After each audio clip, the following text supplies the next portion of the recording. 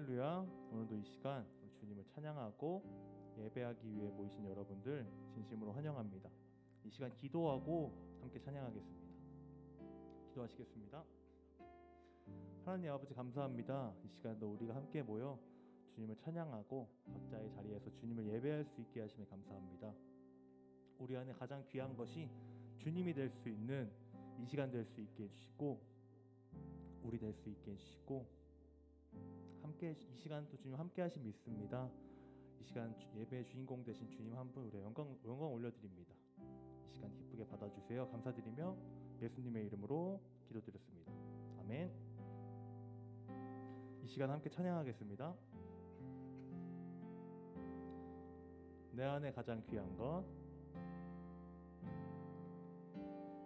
내 안에 가장 귀한 것 예수를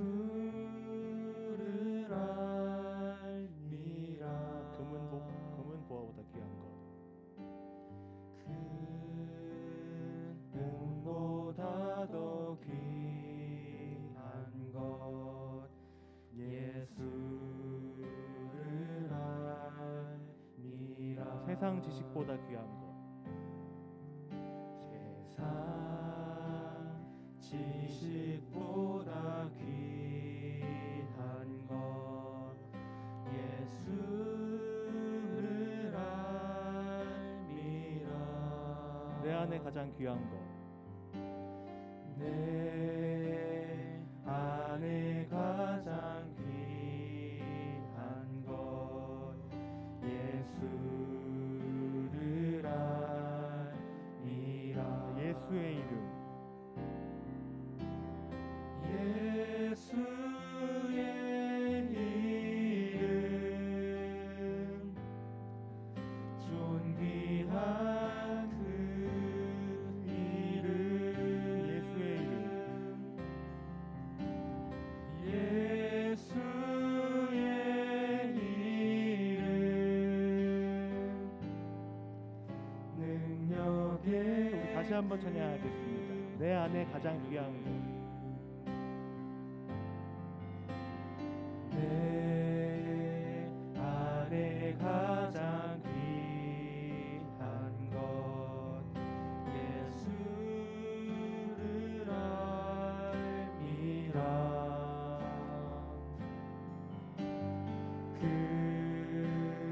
금은보다 더 귀한 것 예수를 우리 더 크게 찬양하겠습니다. 예수의 이름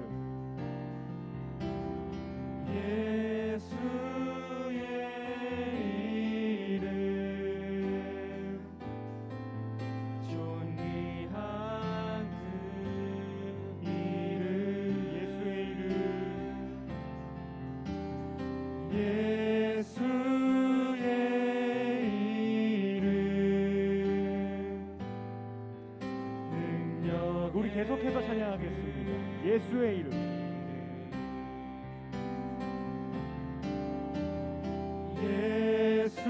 예수의 이름 존귀한 그 이름 예수의 이름 존귀해 우리 더 크게 찬양하겠습니다. 예수의 이름 예수의 이름 존귀한 그 이름 예수의 이름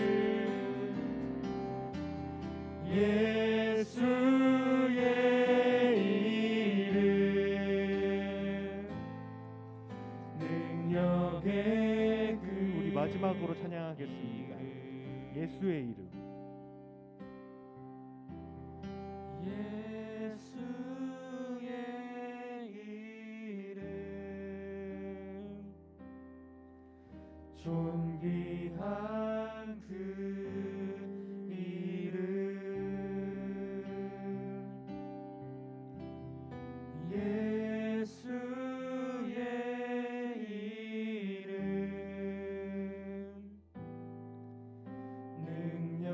천국의 그 이름.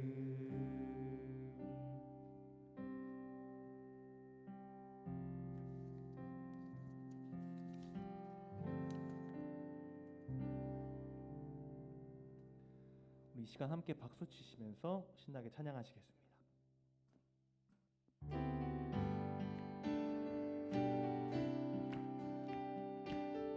함께 찬양하시겠습니다. 슬픈 마음 있는 사람, 슬픈 마음 있는 사람, 예수 이름 믿으며 영원토록 변함없는 영원토록 변함없는 기쁜 마음 얻으리. 예수의 이름을, 예수의 이름을 세상의 소망이요. 예수의 이름을 천국의 기쁨. 다시 한번 찬양하겠습니다. 거룩하신 주의 이름, 거룩하신 주의 이름 너의 방패 삼아라.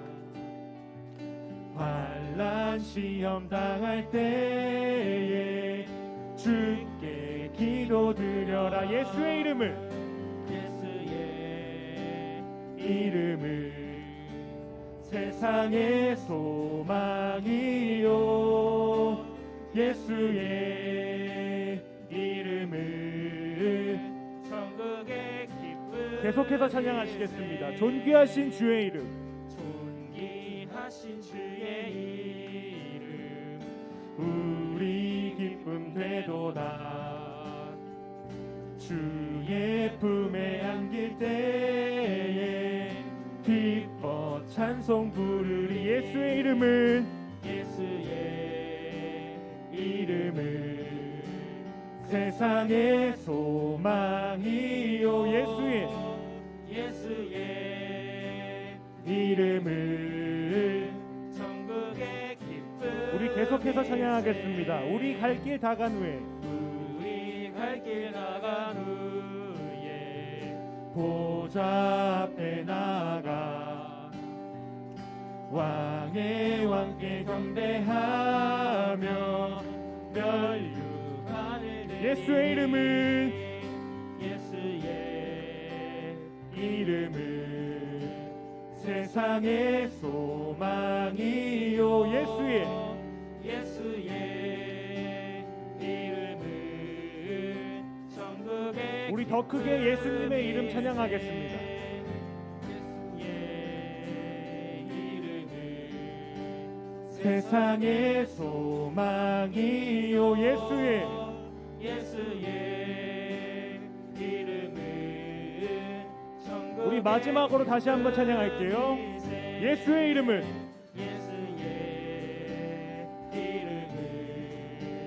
세상의 소망이요. 예수의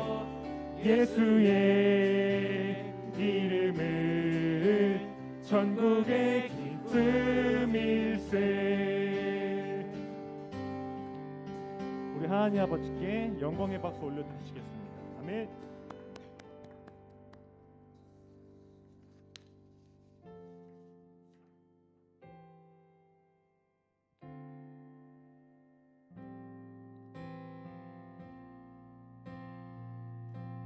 이 시간 함께 찬양하시겠습니다. 약할 때 강함 되시네. 약할 때 강함 되시네. 나의 보배가 되신 주 나의 모든 것. 주 안에 있는 보물을 나는 포기할 수 없네. 주 나의 모든 것. 다시 한번 찬양하겠습니다. 약할 때 강함 되시네. 약할 때 강함 되시네. 나의 보배가 되신 주 나의 모든 것. 주 안에 있는 보물을 나는 포기할 수 없네. 함께 찬양하시겠습니다. 예수 어린 양. 예수 어린 양 존귀한 이름 예수 어린 양 존귀한 이름. 우리 다시 한번 찬양하겠습니다. 십자가 죄사하셨네. 십자가 죄사하셨네. 주님의 이름 찬양해. 주 나의 모든 것 쓰러진 나를 세우고 나의 빈잔에 채우네. 주 나의 모든 것 예수 어린 양. 예수 어린 양 존귀한 이름 예수 어린 양 존귀한 우리 계속해서 찬양하겠습니다. 예수 어린 양. 예수 어린 양 존귀한 이름 예수 어린 양 우리 목소리 높여 찬양하겠습니다. 예수 어린 양. 예수 어린 양 존귀한 이름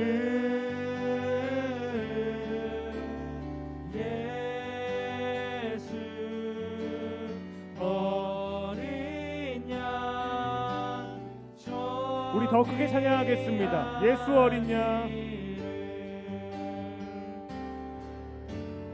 예수 어린 양 존귀한 이름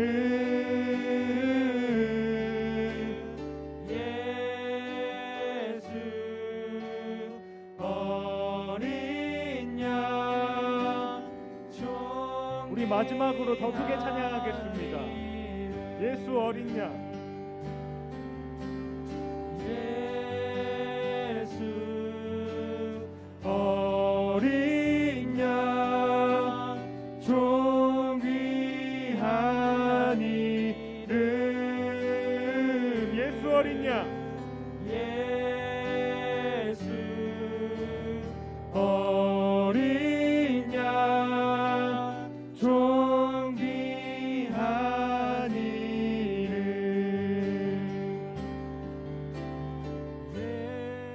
우리 시간 함께 기도하겠습니다.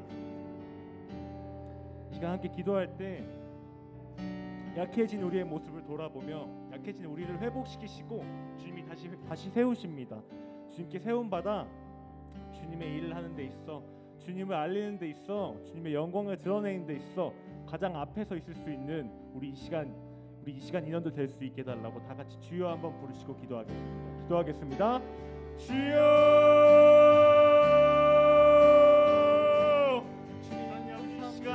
이 시간 주님 우리의 주님 영광 드러냅니다. 주님 우리 하나님 쓰러집니다. 주님 많이 힘듭니다. 주님 우리 회복시키시죠. 지금 우리 다시 세우셔서 주님의 일을 하는데 주님의 영광을 드러내는데 가장 앞에 우리를 세우십니다. 우리가 가장 앞에서 주님을 드러낼 수 있게 해주시고 가장 앞에서 주님의 영광을 드러낼 수 있게 해주세요. 주님 이 시간도 함께 하시고 있습니다. 이 시간에 주님을 찬양하기 위해 모였습니다. 우리가 주님의 영광을 다 드러낼 수 있는 더 준비된 우리 인원이 될 수 있게 해주시고 더 집중할 수 있는 시간 될 수 있게 해주세요. 주님, 우리에게 말씀 더해주시죠. 우리의 길 열어주시고 눈을 열어주시고, 주님, 우리가 주님 말씀 더해주시는 것들 주님, 우리의 삶에 절중시켜서 주님, 지금 영광의 주님을 잘 드릴 수 있는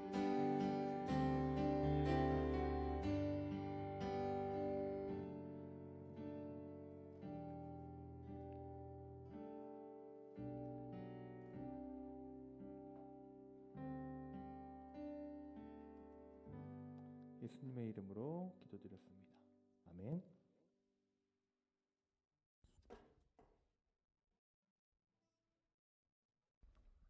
아멘. 다 함께 사도신경 하심으로 우리의 신앙을 고백하시겠습니다. 전능하사 천지를 만드신 하나님 아버지를 내가 믿사오며 그 외아들 우리 주 예수 그리스도를 믿사오니 이는 성령으로 잉태하사 동정녀 마리아에게 나시고 본디오 빌라도에게 고난을 받으사 십자가에 못 박혀 죽으시고 장사한 지 사흘 만에 죽은 자 가운데서 다시 살아나시며 하늘에 오르사 전능하신 하나님 우편에 앉아 계시다가 저리로서 산자와 죽은 자를 심판하러 오시리라. 성령을 믿사오며 거룩한 공예와 성도가 서로 교통하는 것과 죄를 사하여 주시는 것과 몸이 다시 사는 것과 영원히 사는 것을 믿사옵나이다. 아멘. 오늘 우리에게 주신 하나님의 말씀은 요한복음 10장 10절에서 12절 말씀입니다. 요한복음 10장 10절에서 12절입니다. 제가 봉독하겠습니다.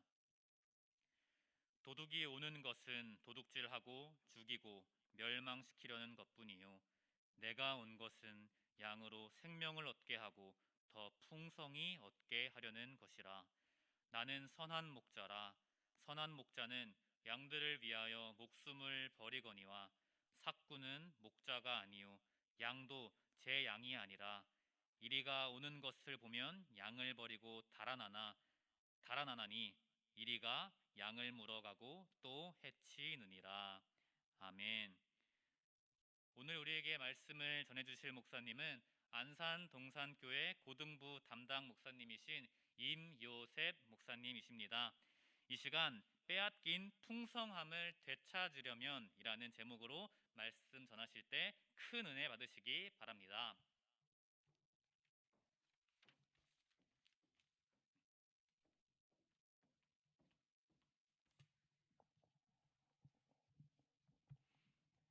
네, 반갑습니다. 제가 마스크를 벗는 거겠죠? 네. 네, 여러분 반갑습니다. 사랑하는 또 믿음의 동역자분들과 함께 말씀을 나눌 생각을 하니 너무 기대되고 설레더라고요. 무엇보다 어떤 본문을 좀 같이 나눠야 될까? 그 누구보다 치열하게 성경을 연구하고 계실 것이고 또 하나님을 누구보다 사랑하는 또 믿음의 동역자 분들이기 때문에 더 긴장이 됐는데 저는 이렇게 사역을 쭉 감당하면서 애매하면 안 풀리면 복음을 얘기하면 되겠더라고요. 그래서 오늘 여러분들과 우리의 생명 되신 예수님의 이야기, 그 복음을 조금 같이 나눠보려고 합니다. 함께 본문 읽었는데요. 복음이란 단어를 우리가 영어로 하면 어떻게 표현하는지 다들 아시죠? 네, 가스펠이라고도 하고 또 굿뉴스라고도 하죠. 좋은 소식, 기쁜 소식을 우리는 복음이라고 이야기합니다. 그래서 이 복음은, 이 굿뉴스, 기쁜 소식은 듣는 이들에게 분명 기쁨이 되어야 합니다. 여러분들이 최근에 들으신 기쁜 소식은 무엇이 있으셨습니까? 제가 얼마 전에 목사 안수를 받았습니다. 제가 최근에 들은 기쁜 소식 중에 하나는 제가 목사 안수를 받았던 그 사건이었거든요. 너무 기뻤습니다. 물론 이 길이 부담이 되는 길이기도 했지만 저희 아버지가 또 목사님이셔서 아버지가 직접 안수도 해주시고 또 목사 가운을 입혀주셨던 그 장면들이 아직도 생생하게 저에게 참 큰 기쁨으로 자리 잡았습니다. 근데 사실 그때 그 목사 안수 받았던 그 감격이 너무 컸지만 끝나고 제 아내와 둘이 오는 길에 제 아내에게 진짜 기쁜 소식을 들었는데 제 아내가 이렇게 말하더라고요. 여보, 우리 아빠가, 장인어른을 얘기하는 거겠죠? 아빠가 여보 목사 안수 축하한다고 아이패드 사주라고 100만 원을 입금했어. 들고 왔습니다. 여러분, 아이패드를 제가 그날 샀습니다. 정말 기쁜 소식이지 않습니까? 저도 사역하면서 너무 아이패드가 있으면 좋겠다라는 생각만 했는데 이것들을 장인어른께서 100만 원을 주시고 그날 바로 가서 결제해서 샀거든요. 너무 기쁘더라고요. 근데 여러분, 하다못해 저의 사역에 조금 도움이 되는 이 아이패드만으로도 제가 그렇게 기뻤는데요. 소망 없는 내 삶에 소망이 생기고 죽을 수밖에 없었던 내가 예수님을 알게 되어 구원을 얻게 된 이 복음, 이 복음은 우리에게 얼마나 큰 기쁨이 되어주고 있습니까? 여러분에게 한번 질문해보고 싶습니다. 복음으로 인하여 기쁘십니까? 그 복음이 여러분에게 충분히 기쁜 소식이 되어 그 복음만 생각하면 잠을 못 자고 너무 기뻐서 감격하며 그 복음을 전하며 사역하고 계십니까? 저부터도 참 복음이 기쁨으로 온전히 와닿는 순간이 그렇게 많진 않은 것 같습니다. 너무 익숙해져서일 수도 있을 것 같고요. 너무 당연해져서일 수도 있을 것 같습니다. 그런데 오늘 본문에서 우리가 읽었던 것과 같이 예수님께서 선명하게 말씀하십니다. 우리 오늘 본문 요한복음 10장 10절을 다시 한번 좀 읽어볼까요? 요한복음 10장 10절입니다. 각자 계신 자리에서 한 목소리로 한번 읽어봤으면 좋겠습니다. 요한복음 10장 10절 시작. 도둑이 오는 것은 도둑질하고 죽이고 멸망시키려는 것뿐이요 내가 온 것은 양으로 생명을 얻게 하고 더 풍성히 얻게 하려는 것이라. 예수님이 오신 이유가, 그분의 복음의 이유가 분명히 우리를 더 풍성히 하게 하려고 라고 말씀하십니다. 그런데 여기서 질문이 좀 되지 않습니까? 분명히 복음은 풍성한 것이고 그분이 우리에게 오셔서 주신 것은 생명이고 풍성함인데 왜 이렇게 우리의 삶에 풍성함이 없을까요? 여러분, 풍성함이란 무슨 뜻인지 아십니까? 풍성함은 적당함과는 아주 거리가 먼 단어입니다. 적당히 있으면 좋은 정도가 아니라 풍성함은 내 안에 가득 차서 넘쳐 흐르는 게 풍성함입니다. 그 풍성함이 여러분에게 있으십니까? 아마 지금 이 시대 특별히 너무나 치열하게 사역자로서 삶을 감당하고 계시는 후배님들이 느낄 감정이 풍성함보다는 부족함이 더 크게 와닿을 것 같습니다. 열심히 하지만 너무 부족한 것 같고, 최선 다하지만 재정도 부족하고 관계도 너무 부족하고 모든 것들이 참 많이 부족함을 우리 경험하고 있죠. 그렇다면 예수님이 거짓말을 하시는 걸까요? 이 복음이 가짜일까요? 그분이 분명히 풍성함으로 우리에게 오셨다고 하는데 우리는 왜 이렇게 이 풍성함을 빼앗기고 누리지 못하는 것일까요? 저는 오늘 믿음의 동역자분들과 이 말씀을 근거로 빼앗긴 모든 풍성함들을 되찾아오고 싶습니다. 그리고 그 풍성함이 되찾아질 때 우리 이 복음의 풍성함을 우리가 누릴 뿐만 아니라 우리가 감당하는 사역지에서 그 복음을 풍성하게 기쁨으로 전하는 저와 여러분들의 삶이 될 것이라고 확신합니다. 그렇다면 우리가 풍성함을 빼앗긴 이유가 뭘까요? 세 가지를 좀 같이 살펴보려고 합니다. 첫 번째, 우리가 풍성함을 잃은 가장 첫 번째 이유는 우리가 누구인지를 인정하지 않기 때문이라고 생각합니다. 10절 말씀을 한 번만 더 읽어보기 원하는데요. 요한복음 10장 10절입니다. 한 번만 더 읽어보겠습니다. 시작. 도둑이 오는 것은 도둑질하고 죽이고 멸망시키려는 것뿐이요 내가 온 것은 양으로 생명을 얻게 하고 더 풍성히 얻게 하려는 것이라. 아멘. 여기서 내가 온 것은 양으로 생명을 얻게 하고 더 풍성하게 하기 위함이라고 말씀하셨는데요. 여기서 내가 온 것의 내가 누구일까요? 우리 성경을 너무 잘 아시니까 아시겠죠? 나는 예수님입니다. 그렇다면 양은 누구일까요? 양은 바로 우리들이겠죠. 각자 자리에서 아마 예배하고 계시겠지만 가슴에 손을 얹고 한번 이렇게 얘기해 볼까요? 나는 양입니다. 나는 양입니다. 여러분이 양이라고 스스로에게 말씀하셨는데 사실 나는 양이다 라는 말은 욕입니다. 왜냐면요, 양은 정말 멍청합니다. 그리고 양은 정말 더럽습니다. 우리가 흔히들 양을 떠올리면은 깨끗한 이미지, 순결한 이미지를 좀 떠올리게 되는데요, 실제로 양은 그렇지 않습니다. 강원도 태백에 가면 예수원이라는 곳이 있습니다. 그곳에는 실제로 양이 있는 목장이 있어서요, 양 목양을 좀 체험하기 위하여 많은 분들이 방문한다고 합니다. 그리고 거기에서 가장 많이 하는 코스가 양털을 깎는 거라고 하는데요, 양털을 깎을 때 많은 사람들이 충격에 빠진다고 해요. 왜냐면 양에게 냄새가 너무 난다고 합니다. 양은 트림을 참 많이 하는 동물이라고 하는데요, 양이 한번 트림을 할 때마다 진짜 온갖 음식물을 이렇게 섞어 놓은 것 같은 냄새가 나고요, 양이 대소변을 수도 없이 보고 거기에 뒹구는 동물이기 때문에 오물 냄새가 양에게 진동을 한다라고 합니다. 그래서 양의 털을 깎는 것들을 포기하는 분들도 참 많다라고 하죠. 다시 한번 가슴에 손을 얹고 얘기해 볼까요? 나는 양입니다. 나는 양입니다. 아마 이 사실을 인정하지 않는 분들도 많을 것 같습니다. 저는 많이 씻습니다. 저는 깨끗합니다. 라고 생각할지 모르겠지만 우리가 내 몸을 씻을지언정 내 마음의 상처를 씻을 수 없고 내 마음의 아픔을 씻을 수 없는 존재임을 인정할 필요가 있습니다. 여러분 사역하시다가 상처 받아보신 적 있으십니까? 어떤 사람이 나에게 상처되는 말을 했어요. 혹시 그럼 여러분에게 이런 능력이 있으십니까? 아, 상처를 털어내야겠다, 상처를 씻어야겠다 하고 툴툴 털어버릴 수 있는 능력이 있으십니까? 아마 그 받은 말이 지금까지도 기억 남고 그 말 때문에 밤에 잠도 못 자는 일들이 우리 안에 참 많이 있을 것 같습니다. 우리는 양이 맞습니다. 내 몸을 씻을지언정 내 안에 상처를 씻을 수 없고 내 안에 고통을 씻을 수 없는 한계 있는 양임을 인정할 필요가 있습니다. 양에겐 또 한 가지 특징이 있습니다.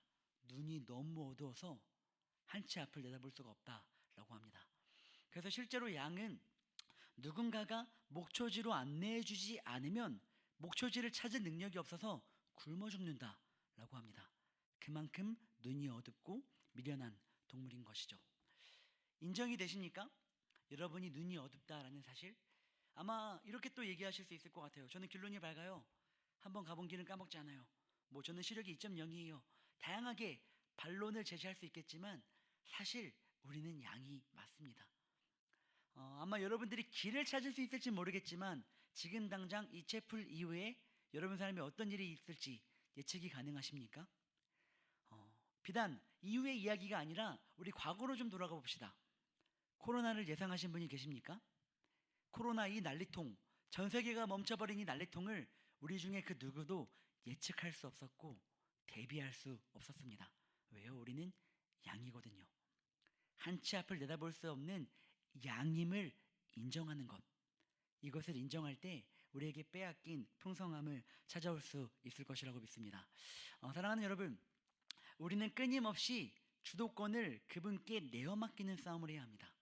그때 비로소 내 안에 풍성함이 회복되기 때문입니다. 제가 얼마 전에 결혼을 했습니다. 지금이 10월, 아마 여러분들 채플 보시는 날도 아마 10월이겠죠. 제가 4월에 결혼했으니까 이제 반년 정도 됐던 것 같아요. 제가 좀 늦은 나이에 결혼을 했다 보니까 저도 결혼에 대한 로망이 참 많았습니다. 그래서 결혼하면 이거 하고 싶다, 이거 하고 싶다 라는 생각들이 참 많았는데 결혼을 준비하면서 상처를 참 많이 받았습니다. 모든 게 신부 위주더라고요.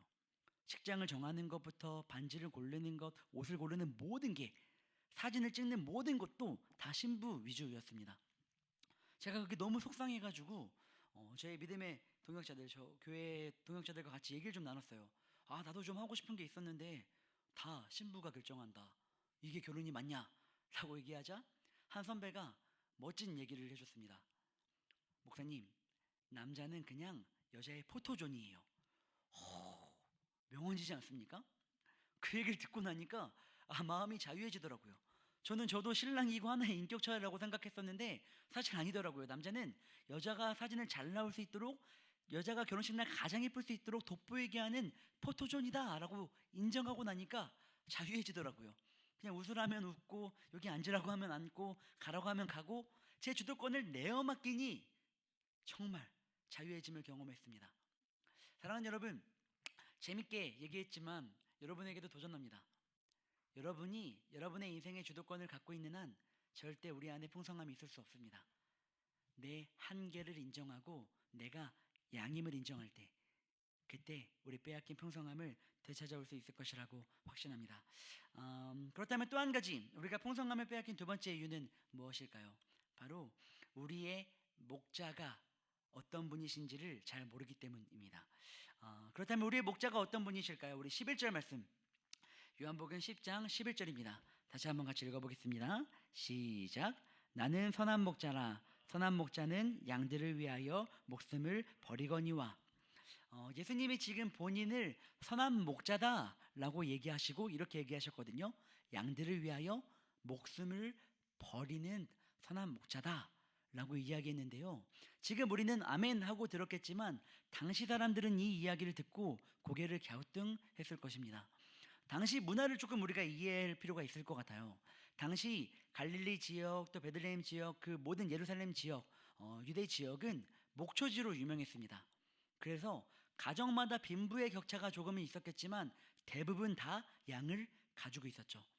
조금 잘 사는 집은 20마리, 30마리, 그리고 못 사는 집은 10마리 이내, 대부분의 가정은 10마리 이내의 양들을 가지고 있었다고 합니다. 양이 30마리 이상인 집들에서는요, 대부분 자체적으로 목자를 고용했다라고 해요. 그래서 자체적으로 목자를 고용해서 그 집의 목자가 그 양 30마리 정도를 관리했겠죠. 근데 대부분 가난한 사람들, 양이 2마리, 3마리 혹은 10마리 이내로 있는 사람들은 공동 목자를 고용했다라고 합니다. 그래서 공동 목자가 이 집에 가서 양 몇 마리, 이 집에 가서 양 몇 마리 데리고 와서 그 양을 목양했던 것이죠. 이 목자의 가장 중요한 역할이 뭐였을까요? 바로 양을 지키는 것이었습니다. 양을 2가지로부터 지켰어야 되는데요. 하나는 도적, 하나는 맹수로부터 양을 지키는 것이 이 목자, 공동 목자의 가장 중요한 역할이었습니다. 근데 중요한 것은, 잘 들어보세요 여러분, 이 목자들 사이에서도 불문율이 있었는데요. 이 목자들이 양을 지키는 것이 이들의 중요한 역할이었지만 만약에 생명의 위협을 받는 순간에서는 양을 버려도 괜찮았어요. 그게 그 당시의 문화의 불문율이었습니다. 예를 들어서 내가 양을 지키고 있는데 한 이리떼가 5마리 이상이 왔어요. 그러면 싸워서 이길 수 있나요? 없죠. 그러면 양을 버리고 도망가도 괜찮았습니다. 왜요? 양보다는 사람의 목숨이 더 소중하니까요.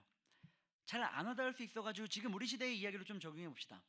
내가 편의점에서 알바를 하는 거예요. 근데 편의점에서 불이 났어요. 그럼 어떻게 해야 되죠? 도망가야죠. 나는 컵라면을 지켜야 돼. 난 담배를 지켜야 돼 하고 편의점을 지키는 것은 미련한 것입니다. 왜요? 컵라면보다 사람 목숨이 더 중요하니까요. 동일하게 이 당시 목자들에게도 동일했습니다. 양이 소중하고 양을 지키는 게 목적이지만 생명의 위협을 받는 순간에는 버리는 게 당연했어요. 근데 지금 예수님이 뭐라고 얘기하시죠? 나는 선한 목자라 양을 위하여 목숨을 버리거니와. 사실 선한 목자가 아니라 이상한 목자인 거예요. 말이 안 되는 비유를 예수님이 지금 말씀하고 계신 거죠. 12절에는 더 이 내용이 극대화됩니다. 제가 한번 12절을 읽어볼게요. 삭구는 목자가 아니요 양도 제 양이 아니라 이리가 오는 것을 보면 양을 버리고 달아나나니 이리가 양을 물어가고 또 해치느니라. 지금 예수님이 이렇게 말씀하시는 거거든요. 삭구는 목자가 아니다. 근데 이 당시 이 사람들이 이 말씀을 들으면서 또 한 번 고개를 갸우뚱했을 거예요. 왜냐하면 삭구는 목자였거든요. 목자는 아까 얘기했던 것처럼 공동 목자였기 때문에 월급을 받고 삭슬 받고 이랬던 목자가 맞습니다. 근데 예수님이 지금 삭구는 목자가 아니다 라고 말씀을 하시는 거죠. 월급 받는 게 이상한 것입니까? 마땅히 일하면 삭슬 받는 게 당연한데 예수님은 삭구는 목자가 아니다 라고 이야기하고 있는 거예요. 당시 사람들이 듣기엔 너무 이상한 얘기였습니다. 지금도 저희 할머니께서는 저를 위해서 기도할 때마다 이렇게 기도하십니다. 하나님, 우리 요셉이가 삭군 같은 목사 되지 않게 하시고 진짜 영혼 사랑하는 목사님이 되게 해주세요 라고 늘 기도하십니다. 근데 여러분, 우리는 삭군입니까? 목사입니까? 저는 삭군이면 안 됩니까?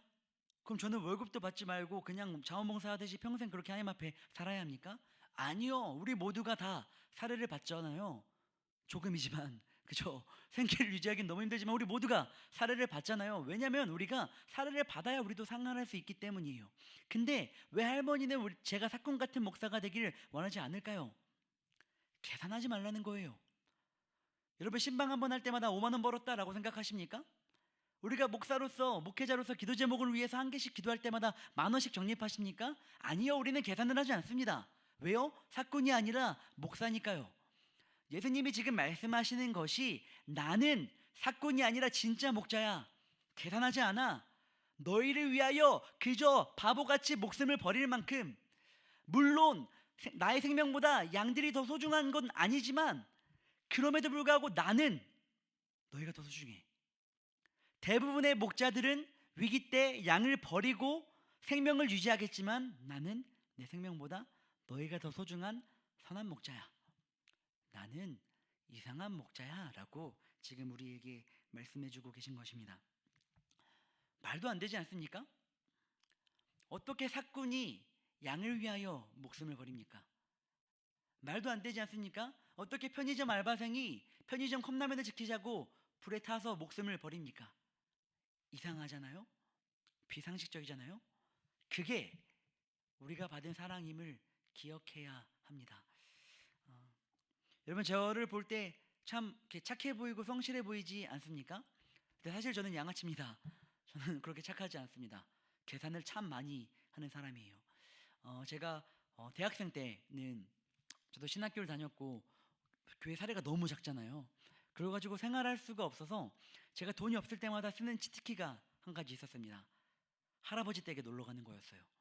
할아버지 댁에 갈 때마다 항상 용돈을 주셨거든요.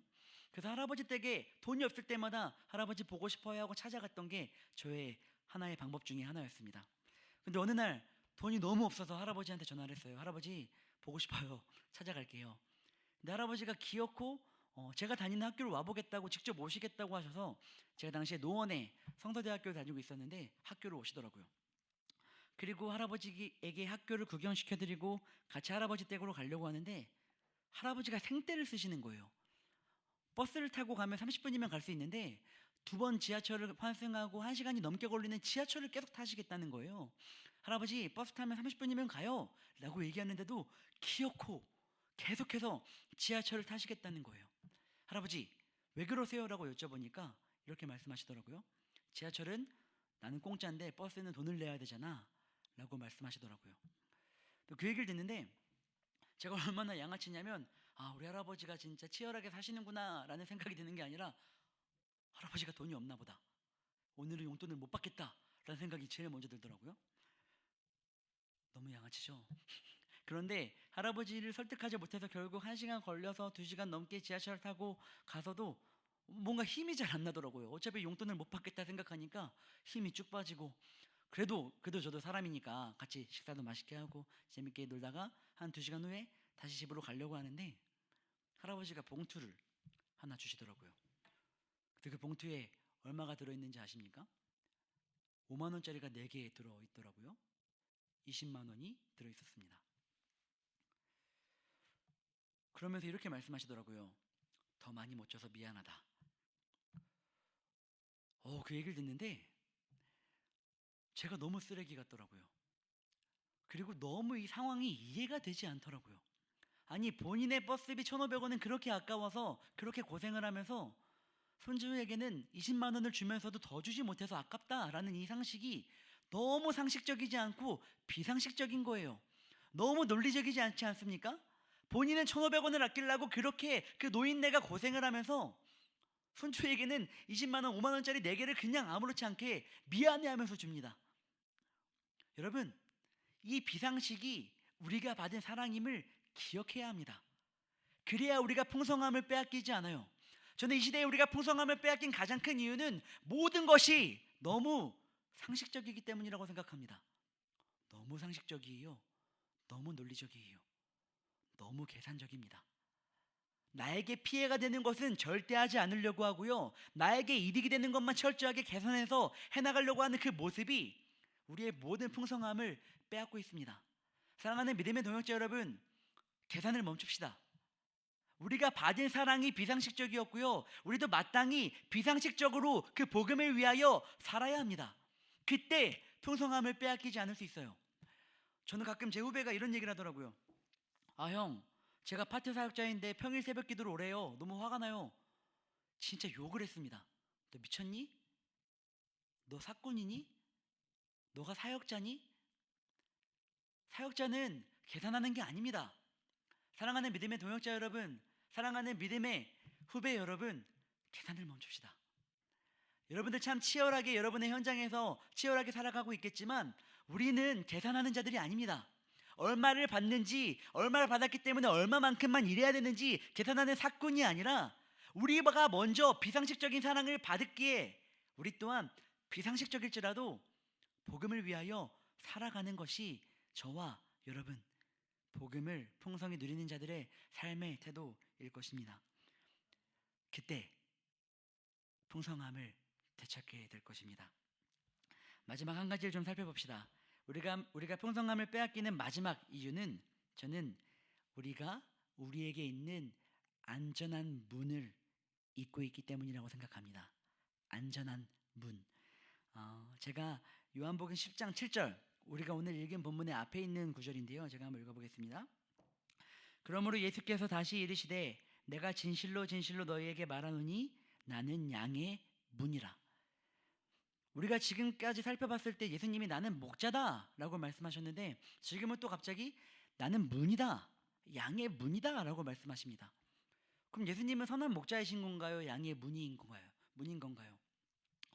목자와 그런 문이 같은 걸까요? 네, 목자와 문이 같은 것입니다. 사진 한 장 볼까요? 아마 영상으로는 나가고 있을 것 같은데, 사진을 보면 양이 울타리 안에 있고 울타리의 문에 한 명이 앉아 있는 게 보이시죠? 그 앉아 있는 사람이 바로 목자입니다. 아까 얘기했던 것처럼 목자의 가장 중요한 역할은 양을 지키는 것이었습니다. 그래서 밤새 양을 지키기 위하여 맹수가 습격하지 못하도록 양들을 울타리 안에 놓고 그 문에는 목자가 앉아 있었다라고 합니다. 왜요? 나를 거치지 않고는 양으로 갈 수 없도록요. 9절에는 예수님이 이렇게 말씀하십니다. 내가 문이니 누구든지 나로 말미암아 들어가면 구원을 받고 또는 들어가며 나오며 꼴을 얻으리라. 아무도 예수님을 거치지 않고는 양을 해할 수 없는 거예요. 아까 얘기했던 것처럼 대부분의 목자들은 생명의 위협이 있을 때 도망갔겠지만, 예수님은 그 양의 문에서 절대 도망가지 않으십니다. 심지어 그분의 생명을 잃으면서까지 우리를 지키시는 분이 바로 우리 예수님이심을 기억하시기 바랍니다. 그분이 문 되셔서 우리를 지키시면 안전합니다. 그분이 문에 앉으셔서 어떤 맹수가 습격하더라도 문 앞에 거쳐서서 나를 지나치지 않고는 내 양을 덤빌 수 없어 라고 말씀하시며 지키신다면 우리 안전합니다. 사랑하는 모든 믿음의 동역자 여러분, 참 치열하게 살고 계시죠? 이 시대에 목회자로 살아간다라는 것, 부르심을 따라 살아간다라는 것 참 쉽지 않으시죠? 그러나 괜찮습니다. 여러분 여전히 풍성할 수 있습니다. 부족함이 아니라 풍성한 가운데 살 수 있습니다. 그 이유는 그분이 우리의 문 되시기 때문입니다.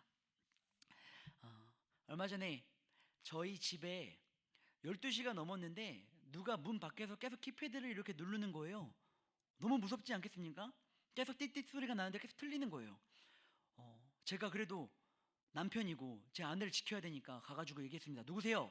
하니까 문 열어 이러더라고요. 너무 무서운 거예요. 다시 한번 물어봤습니다. 누구세요? 라고 하니까 문 열어라 라고 하는 거예요. 제가 너무 무서워도 그래도 제가 제 아내를 지켜야 되지 않습니까?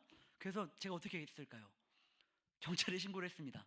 경찰에 신고해서 지금 빨리 와주셔야 될 것 같다고, 지금 누가 저희 집 문을 계속 누르고 있다고. 그리고 경찰이 오자 그 사람은 도망갔습니다.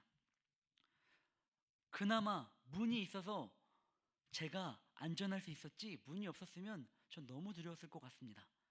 그리고 그 문이 띠띠띠띠 누르면서 위협당하자 너무 두렵더라고요. 그때 새삼 느꼈습니다.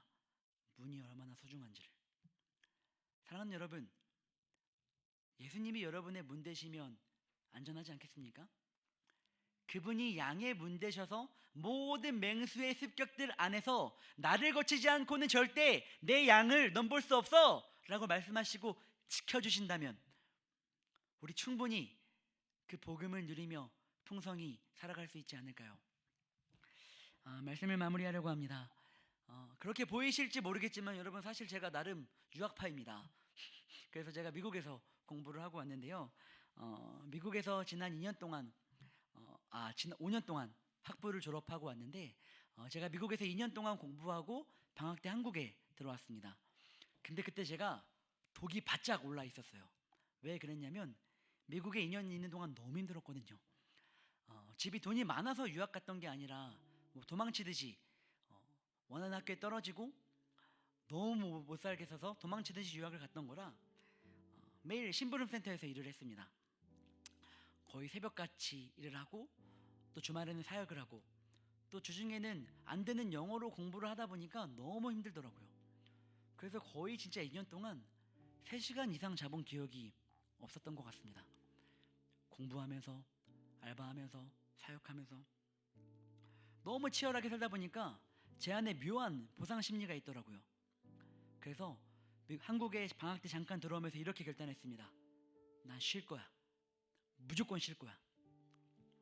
그래서 부끄럽지만 2달 동안 말씀을 한 장도 안 읽었습니다. 그리고 기도를 1분도 하지 않았어요. 아마 뭐 10기도는 했으니까 다 합치면 1분은 될 것 같은데 제가 인격적으로 그분과 대화했던 시간이 거의 있지 않았습니다. 그렇게 제 마음대로 2달을 살다가 갑자기 연락을 하나 받았습니다. 미국에서 이메일이 왔었는데요. 너의 비자에 문제가 생겨서 너가 미국으로 돌아올 수 있을지 모르겠다라는 연락을 받았습니다. 그래서 제가 비자가 문제가 생겨서 제 삶에 문제가 생기니까 하나님 죄송합니다 하고 기도를 했어야 되는데 화가 너무 나더라고요. 너무 참 사람이 간사하지 않습니까? 그쯤 됐으면 하나님 앞에 좀 정신 차릴 법한데 화가 나서 이렇게 기도했습니다. 하나님, 내가 하나님 위하여 이때까지 어떻게 살았는지 모르십니까? 얼마나 열심히 살았는데 고작 2달 좀 쉬었다고 제 인생을 이렇게 꼬이게 하십니까? 너무 화가 나고 분노가 돼서 기도도 하지 않고 여전히 말씀 보지 않았습니다. 화가 나더라고요. 근데 어떻게 비자 문제가 잘 해결되어 가지고 제가 미국에 딱 가서 처음 OT를 하는 시간에 갔는데 너무 신기하게도 제 명찰에 조셉이라고 적혀있는 이름표를 보고 처음 보는 백인들이 와서 말을 걸더라고요. 조셉, 너가 조셉이구나. 나 너를 위해서 기도했어. 또 모르는 백인이 또 와가지고 말을 걸더라고요. 조셉, 다행이다. 너의 비자의 문제가 해결돼서 다행이다. 또 한 명이 와서 얘기하더라고요. 조셉, 우리의 기도가 응답돼서 참 기뻐. 무슨 일일까요? 제가 교수님한테 메일을 보냈거든요. 비자 문제가 생겨서 제가 돌아갈 수 있을지 모르겠다고. 근데 교수님이 그 학교 원우회 친구들과 제 기도 제목을 나누고 함께 기도하셨더라고요. 그때 제가 뭘 경험했는지 아십니까? 나에게 너무 안전한 문이 있구나. 내가 정신을 못 차리고 기도하지 않으니까 태어나서 한 번도 본 적이 없는 사람들을 가지고 나를 위해서 기도시키시면서까지 나를 지키시는 안전한 문이 나에게 있구나. 내가 정신 못 차리면 누군가를 위하여 기도시키시면서까지 그분은 나를 지키시는구나. 사랑하는 믿음의 동역자 여러분, 그분이 우리의 안전한 문이십니다. 여러분이 얼마나 탁월한지와 상관없이, 여러분들이 얼마나 열심히 기도하는지와 상관없이, 여러분이 얼마나 좋은 사역자인지 아닌지와 상관없이 우리를 안전하게 지키시는 문이 있습니다. 그래서 우리가 해야 되는 건 간단합니다. 내가 양임을 인정하는 거예요. 그리고 나의 목자가 어떤 분이신지를 바로 알고 그분을 그저 더 사랑하는 거예요. 그때 우리 풍성함을 누릴 수 있습니다. 우리 왜 이렇게 풍성함을 빼앗겼습니까? 하나님의 일을 감당하며 복음을 아는 자로 살아가는데 왜 이렇게 우리 안에 풍성함이 없습니까? 그 안전한 문을 잇고 있기 때문은 아닙니까? 내가 양됨을 잃어버리고 내가 주인인 양 살아가고 있기 때문은 아닙니까? 나의 목자에게 받은 그 이상하리만치 비상식적인 그 사랑을 잊고 있기 때문은 아닙니까? 그 사실들을 기억할 때 우리 빼앗긴 풍성함들을 되찾을 것입니다. 그리고 그 복음의 풍성함을 누릴 뿐만 아니라 담대하게 내가 맡은 영혼들에게 복음의 풍성함을 전할 수 있을 것입니다. 그리고 그때 우리 이렇게 고백할 수 있을 것입니다. 여호와는 나의 목자시니 내가 부족함이 없으리로다. 아멘. 우리 시간 들은 말씀 기억하며 한번 같이 기도해보면 어떨까요? 여호와는 나의 목자시니 내가 부족함이 없으리로다. 이 고백이 여러분의 삶에, 여러분의 사역에 실제하기를 소원합니다. 아무리 힘들어도, 아무리 비상식적인 일이 나에게 가득한다 할지라도 우리는 풍성함을 빼앗기지 않게 될 줄로 믿습니다. 우리 이렇게 한번 기도해 볼까요? 하나님, 내가 양임을 인정합니다. 내가 주인인 양 살아갔지만 사실 내가 양임을 인정하며 나아가오니 주여 풍성함을 되찾게 하여 주시옵소서. 나를 지키고 계시는 선하신 목자, 이상하리 많지 비상식적으로 날 사랑하시는 선하신 목자를 누리게 하여 주시고, 나를 지키는 안전한 문을 기억하게 하여 주셔서 풍성함을 누리며 살아가는, 복음의 풍성함을 누리며 전하는 우리 모든 사랑하는 동역자들 될 수 있게 달라고 우리 주님 이름만 찾고 다 같이 기도하며 나결합니다. 주여, 사랑하는 하나님, 믿음의 동역자들과 함께 선포하며 나아갑니다. 우리는 한계가 있는 부족한 양임을 인정합니다. 그리고 내가 선하신 목자에게 이상하리 많지 비상식적인 사랑을 받고 있음을 또한 인정합니다. 당신이 양의 문 되셔서 안전하게 나를 지키고 계심을 기억합니다. 그리하여 하나님, 우리 안에 빼앗긴 풍성함들이 되찾아지게 하여 주옵소서. 내 생각과 내 감정과 나의 열심으로 살아가다 지쳐있는 자들이 있다면 이들에게 다시 한번 부족함이 아니라 풍성함이 경험되어지게 하시고, 그 풍성함을 바로 알아 그 풍성함을 마음껏 누리며 그 풍성한 복음을 마음껏 전달하는 복음의 전달자로, 그 사명자로 기쁘게 살아가는 모든 믿음의 동역자들이 될 수 있도록 주여 함께하여 주옵소서.